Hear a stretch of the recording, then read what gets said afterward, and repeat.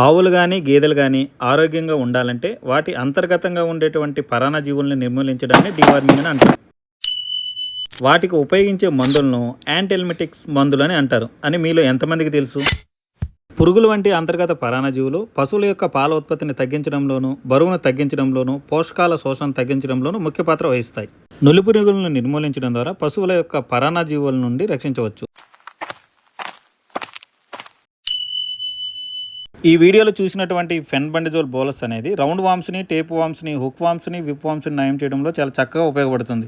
అంతేకాకుండా 4వ నెల నుంచి 7వ నెల మధ్యలో మాత్రమే ఈ ఫెన్బండిజోల్ను వాడాలి. ఈ బోలస్ను ఉపయోగించడం ద్వారా మీ యొక్క పశువుల యొక్క గర్భధారణ అనేది సేఫ్.